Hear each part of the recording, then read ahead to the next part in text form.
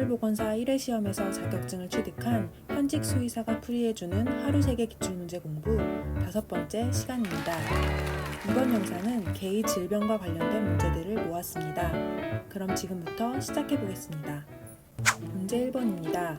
다음 중 안압이 상승하는 것이 특징인 안구질환은 1번 각막염, 2번 결막염, 3번 백내장, 4번 녹내장, 5번 유루증. 문제 1번 정답은 4번 녹내장입니다. 문제 1번 해설입니다. 개의 녹내장에 대해서 알아볼게요. 녹내장은 눈에서 생성된 체액이 원활히 배출되지 못해 생기는 질병으로 눈에 과도한 액체가 정체되어 안압이 상승하고 눈의 내부 구조를 손상시키는 질병이에요. 녹내장에 걸린 개는 이렇게 특징적으로 눈이 하얘지고 앞을 못 보게 됩니다. 녹내장으로 인한 안압의 상승은 극심한 통증을 유발하며 증상에 대한 세심한 관찰이 필요해요. 녹내장을 일으키는 원인으로는 종양, 감염, 백내장이 진행되었거나 안구암이 있을 때, 염증, 만성으로 망막이 박리된 상태일 경우 유발될 수 있다고 알려져 있습니다. 녹내장의 주요 증상은 눈이 하얘지고 앞을 잘 못 보는 것 외에 통증으로 인해 머리를 어딘가에 누르고 있다거나 식욕이 감소하고 일상적인 활동에 관심이 떨어지게 됩니다. 두 번째 문제입니다.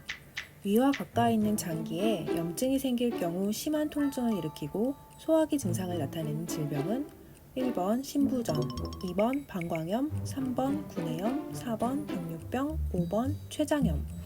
문제 2번 정답은 5번 췌장염입니다. 두 번째 문제 해설입니다. 먼저 췌장은 개의 복강 내에서 위에서 소장의 일부인 12지장으로 내려오는 부위에 위치해 있는 장기입니다. 췌장염은 말 그대로 췌장에 염증이 생기는 질병인데요. 췌장은 소화효소의 생산, 저장, 분비를 담당하고 당, 대사와 관련된 호르몬 분비를 담당하고 있습니다. 이 때문에 췌장염에 걸리게 되면 췌장이 제 기능을 못하면서 주로 소화기 쪽 증상이 나타나게 됩니다. 췌장염의 증상으로는 구토, 극심한 쇠약, 통증으로 인한 등을 구부리는 증상, 배가 빵빵해지는 증상, 늘어짐, 식욕부진, 설사 등이 있어요. 실제로 동물병원에 내원하는 환자들을 보면 개와 고양이의 증상이 아주 약간 차이가 나기도 하는데요. 개의 경우에는 통증과 구토가 심하다고 한다면 고양이의 경우에는 통증과 구토보다는 식욕 저하가 조금 더 심하게 나타납니다. 그리고 개의 췌장염의 원인은 기름진 음식을 많이 먹어서 혹은 간식을 많이 먹어서 등등으로 많이 알려져 있기도 하는데요. 틀린 말이라고는 할 수 없지만 실제로 동물병원을 찾는 환자들을 보면 먹는 것과의 연관성보다는 대부분 원인을 모르는 특발성인 경우가 많습니다. 문제 3번입니다. 개에서 기관의 연골이 느슨해지면서 납작해져서 심하게 기침을 하는 증상을 나타내는 질병은 1번 기관허탈, 2번 폐수종, 3번 폐렴, 4번 디스크, 5번 슬개골 탈구. 문제 3번 정답은 1번 기관허탈입니다. 세 번째 문제 해설입니다. 먼저 기관이란 목구멍과 폐를 연결하는 터널과 같은 통로이고 기관벽을 따라서 작은 연골고리가 연결되어 튜브 모양으로 생겼어요. 기관 허탈이란 기관 협착이라고도 부르고 기관의 연골이 느슨해져서 고리 모양이 납작하게 되는 질병이에요. 기관은 목구멍과 폐를 연결하는 통로의 역할을 하기 때문에 이 고리가 납작하게 되면 공기가 폐로 전달되는 것을 어렵게 하게 됩니다. 기관 허탈의 증상으로는 노력성 호흡, 지속적인 마른 기침, 대표적으로 거위 울음소리라고들 해요.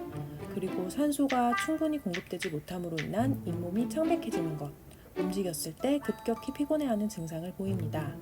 마지막으로 이번 문제에 대한 현직 수의사의 의견과 2023년도 예상 문제입니다. 질병을 맞추는 문제를 보면서 혹시 내가 수의사도 아닌데 이것까지 알아야 하나 라는 생각을 하시는 분들도 있을 것 같아요. 하지만 이번 영상에서 다룬 녹내장, 췌장염, 기관 허탈과 같은 질병은 동물병원에서 일하면 자주 마주하게 되는 질병이고 이와 같은 질병에 대해서는 수의사가 아니기 때문에 치료법까지 알고 있을 필요는 없지만 어떤 질병인지, 주로 어떤 증상을 보이는지, 대략 왜 생기는지에 대해서는 미래의 동물보건사로서도 숙지해 두시는 것이 좋을 것 같아요. 실제로 1회 문제에서도 어떤 질병에 대해 자세히 파고들기보다는 대표적인 특징에 대해서 설명해주고 어떤 질병인지 맞추는 식으로 출제되었기 때문에 내년에도 너무 부담 가지시지 말고 그 수준으로 준비하시면 되지 않을까 합니다. 끝까지 들어주셔서 감사합니다. 이상